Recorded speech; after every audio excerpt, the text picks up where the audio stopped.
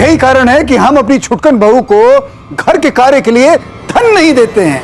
वो क्या है, हिसाब में थोड़ी सी कच्ची है। अरे जनता का पैसा है, इसके साथ इस तरह की लापरवाही नहीं चलेगी।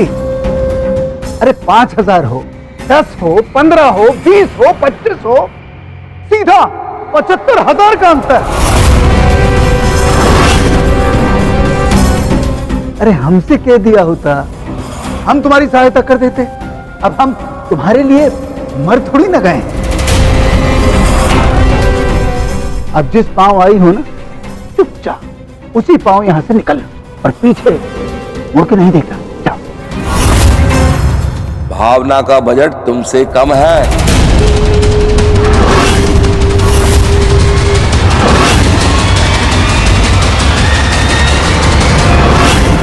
और वो भी पूरे 75,000 रुपए।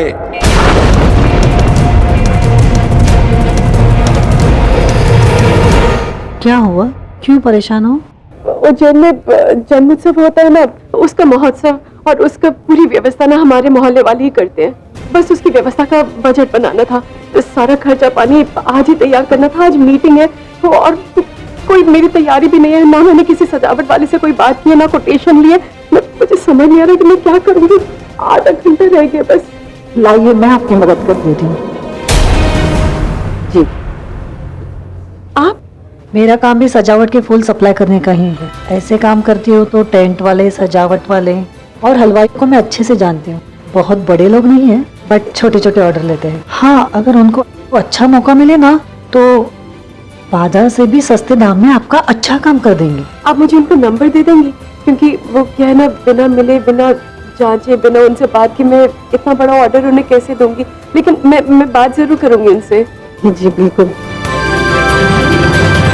क्या बात कर रहे हैं आप भाऊजी? हाँ, क्या बात कर रहे हैं आप?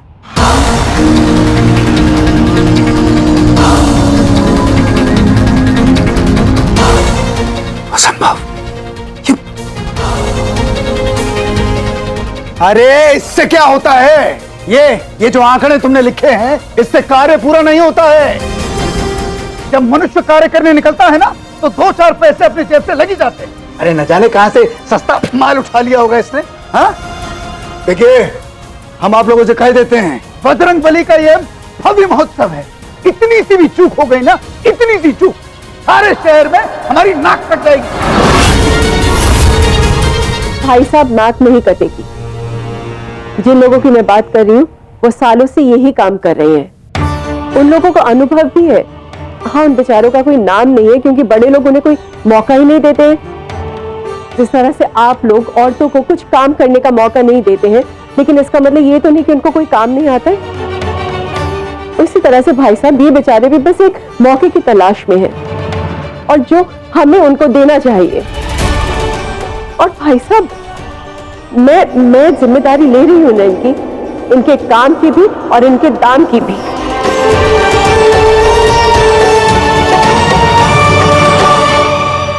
आप लोग इसकी बात सुनकर क्या सोचने लग गए? अरे ये किसी के सदन में भजन कीर्तन नहीं हो रहा है। यहाँ पर एक महिला मंडली ढोलक मंजीरे लेकर थिरकने पहुंच जाए। अरे ये बजरंग बली का महोत्सव है, उनकी शोभा यात्रा, रथ यात्रा, 100 कार्य होते हैं, 100 कार्य। और हम ठहरे मर्द, अरे भाग दौड़ करके हम सारे कार्य कर देंगे। हाँ, और ये 2 दिन में ये हफियाने लगेंगी। हाँ तो भाई साहब, आप भी अकेले कार्य तो नहीं करते ना, आपके पीछे 50-100 लोग होते हैं आपकी मदद करने के लिए। आप लोग भी मेरी मदद करेंगे, मुझे सहयोग देंगे, तो फिर मुझे पूरा भरोसा है कि मैं ये कार्य बखूबी निभा पाऊंगी। वही बात 2-4 हजार रुपए की होती तो संभाल ली जाती, मगर फर्क 75,000 रुपए का है।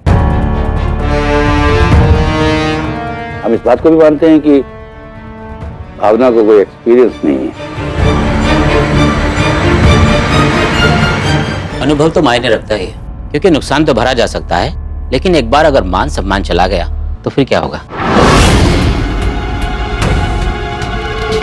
हाँ भाई, पूरे मीडिया वाले आएंगे कवर करने के लिए, पूरा शहर देखने आएगा, ये तो गड़बड़ हो जाएगा भाई।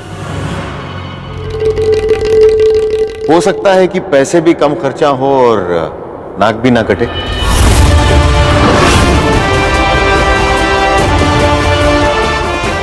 हम नए लोगों को मौका नहीं देंगे तो वो आगे कैसे बढ़ेंगे?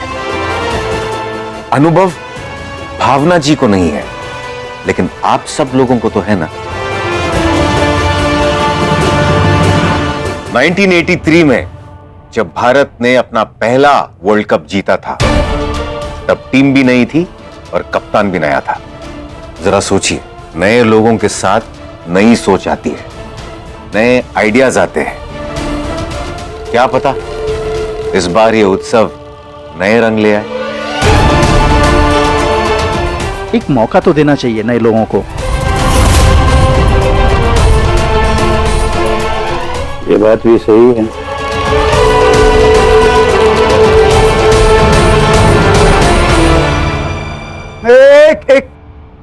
एक रास्ता है। अब क्यों ना हम ये निर्णय मोहल्ले के जो वासी हैं उन्हें करने दें। उन्होंने जो चंदा दिया है, ये महोत्सव उन्हीं के चंदे से तो हो रहा है। तुम बानू चाहते हो कि वोटिंग करवाई जाए? हाँ बिल्कुल। मोहल्ले के जितने भी सदस्य हैं वो ये फैसला करेंगे कि उन्हें नया परिवर्तन चाहिए या वही पुराना विश्वसनीय भानु। क्यों छुट्टन बाबू, कोई आपत्ति तो नहीं? आप कितनी भी कोशिश कर ले भाई साहब, मैं आपको महोत्सव में पैसों की हेराफेरी नहीं करने दूंगी।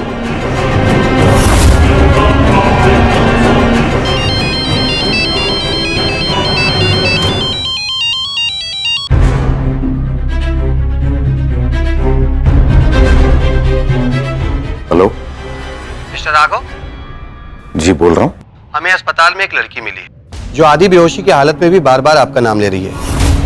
क्या आप अभी जे सिटी हॉस्पिटल आ सकते हैं? मैं आपको डिटेल सेंड कर देता हूँ। ठीक है।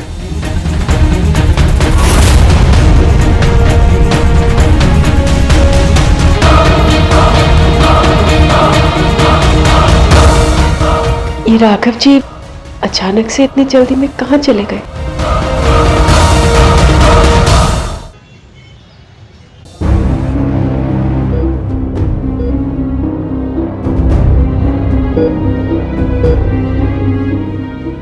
इंस्पेक्टर साहब, मैं इनको जानता भी नहीं हूँ। क्या नाम बताया आपने इनका? राधा भागवत। फिजिकल असॉल्ट का केस है, बार बार आप ही का नाम ले रही है। मेरा नाम? लेकिन वो मेरा नाम क्यों ले रही है? पता नहीं, अंदर चलिए पूछते हैं।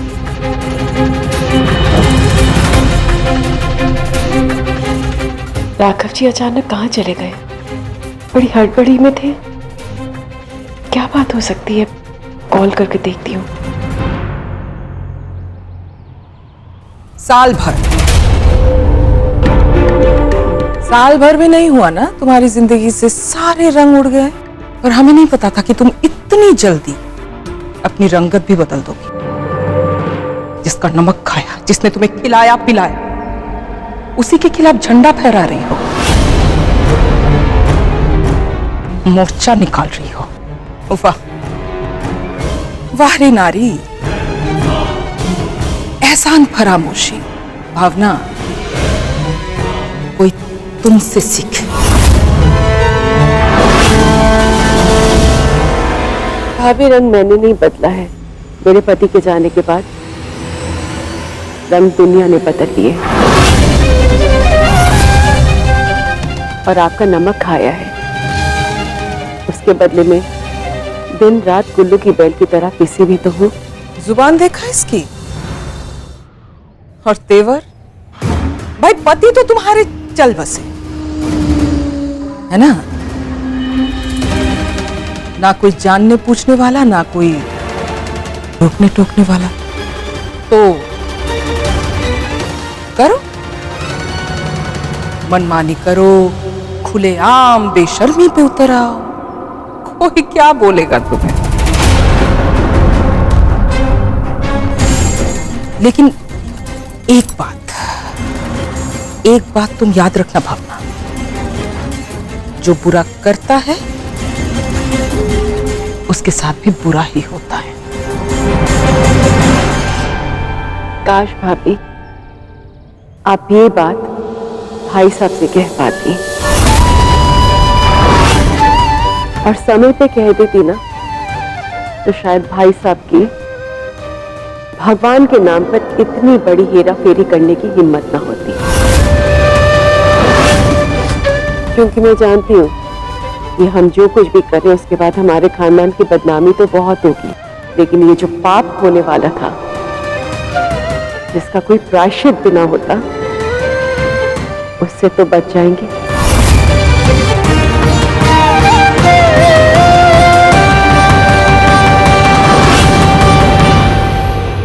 राघव जी, क्या आप मेरा केस लड़ोगे प्लीज?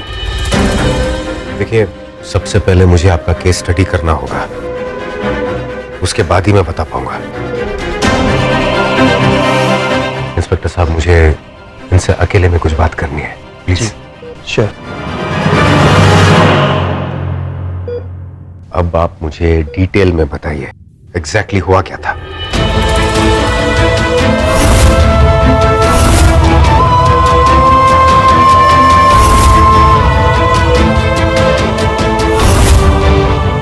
मेरी सहेली ने बताया था कि आप यहाँ के सबसे अच्छे वकील हैं और आपने उसके पापा का केस लड़ा था और वो केस जीत गए थे।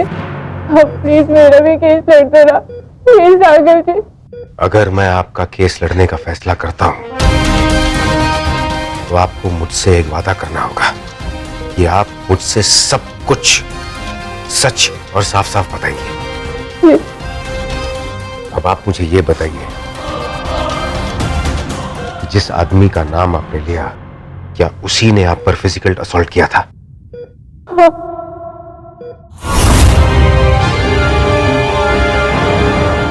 ठीक है, मैं आपका केस लड़ूंगा। वकील साहब, आपकी फीस, हमारे पास ज्यादा पैसे नहीं है। 1 रुपया है आपके पास? है ना?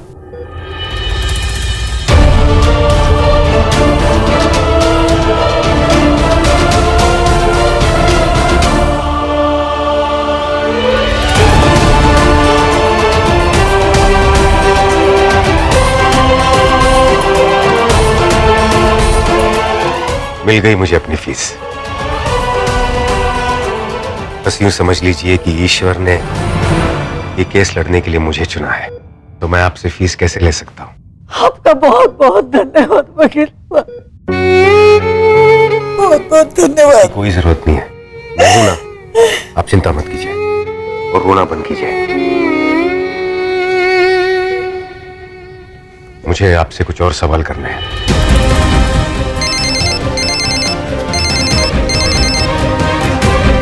जी मैं अभी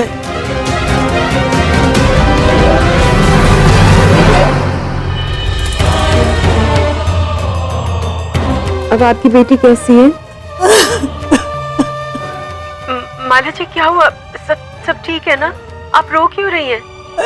किसी ने उसके साथ मेरे बच्चे पे जो बीती है, माँ होने के नाते मैं सपने में भी नहीं सोच सकती।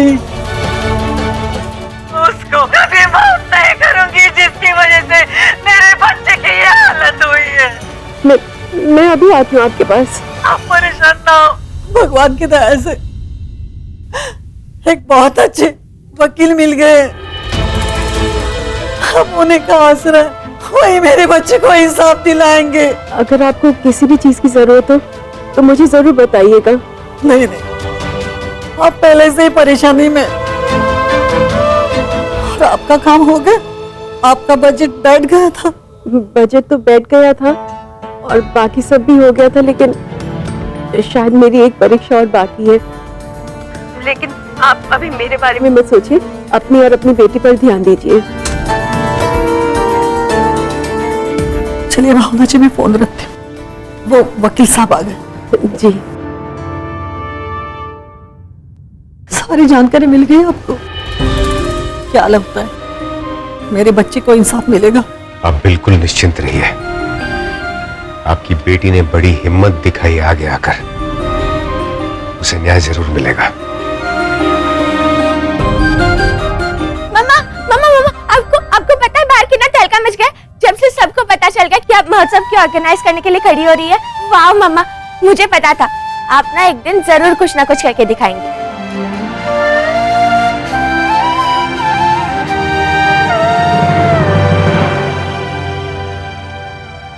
क्या हुआ? बेटा मुझसे वादा कर, तू कहीं भी जाएगी ना मुझसे बिना पूछे नहीं जाएगी और मुझे बता कर जाएगी। इसमें वादा करने जैसा क्या है मम्मा? मैं तो आपको बताए बगैर कहीं जाती हूँ क्या? मैं गई भी नहीं हूँ ना कभी। तो प्रॉमिस ना, प्रॉमिस आपको प्रॉमिस करती हूँ कि मैं कभी कहीं नहीं जाऊंगी। वैसे बताओ ना क्या हुआ है प्लीज। होना क्या? कितनी देर से तू स्कूल से आई हुई है, मुझे पता भी नहीं चला। पता नहीं क्या क्या करती रहती है। मम्मा आप भी ना, अब टाइम ना रोने का नहीं है, अपने दुश्मन को धोने का है। कौन दुश्मन? वो दद्दू कह रहे थे वोटिंग शूटिंग होने वाली है ना, बड़ा मजा आएगा, आप तो जीतेंगी पक्का। चल हट, फालतू के सपने मत ले और नए सपने दिखा। तू भी जानती कि कौन जीतेगा। मम्मा सपने देखे बगैर थोड़ी ना वो सच होने वाले। और मोहल्ले में सब लोग ताऊ जी को अच्छे से जानते हैं, लेकिन आपको तो अभी तक कोई नहीं जानता, पर मैं जानती हूँ। एक बार सबको पता चल गया ना कि आप कितनी ईमानदार, टैलेंटेड और हार्ड वर्किंग है, तो जरूर सब आप ही को वोट करेंगे। आप देखना भी। जीतेगी भाई, जीतेगी हमारी मैया, जीतेगी। बजेगी मम्मी की डंका, चलेगी ताऊ जी की लंका।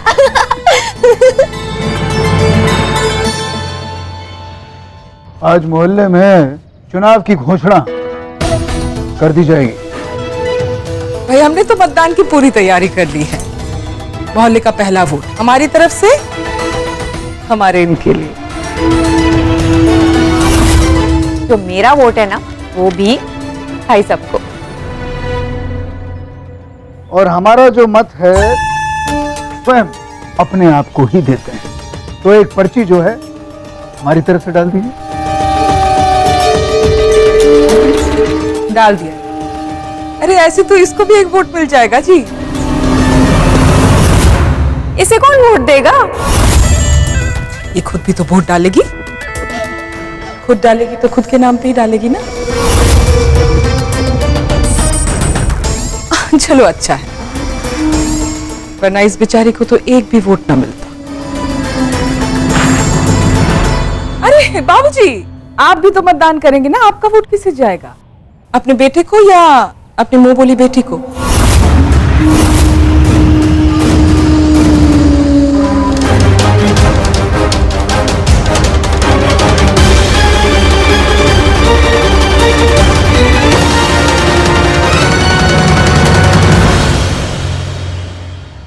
बाबूजी के नाम की पर्ची मैं डालती हूँ। एक पिता को दो पत्रों में बांटने की जरूरत नहीं है। इस पर मैंने भानु भाई साहब का नाम लिखा है।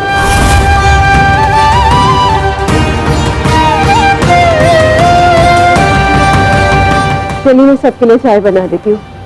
भाभी, अमित भाई अभी तक आए नहीं, वो कब तक आने वाले हैं? उन्हें थोड़ी देर हो जाएगी, आजकल देर से ही आते हैं वो। भाई साहब आपको पता है दिन रात एक कर रहे हैं, इतनी मेहनत कर रहे हैं।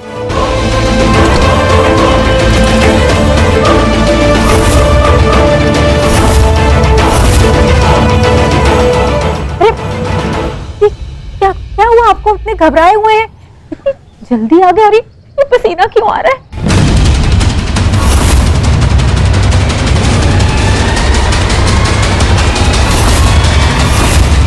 हो गई तुम्हारी तहकीकात शुरू?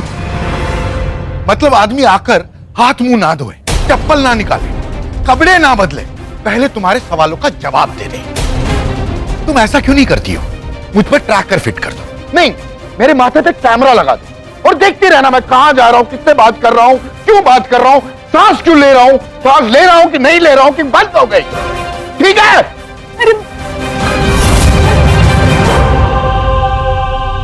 अमित बेटा, अरे बहू को इस तरह झड़कते हैं कभी? बाबूजी प्लीज।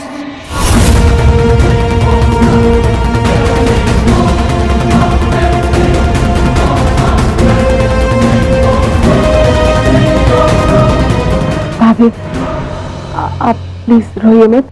भैया अभी गुस्से में जैसे ही शांत होंगे सब ठीक हो जाएगा। अरे चुप रहो, तुम क्यों बीच में बोल रही हो? तुम अपने काम से काम रखो। मेरे पति है, मुझे डांटे कुछ भी कहे, तुम्हें ना ज्यादा बहनपना दिखाने की जरूरत नहीं है।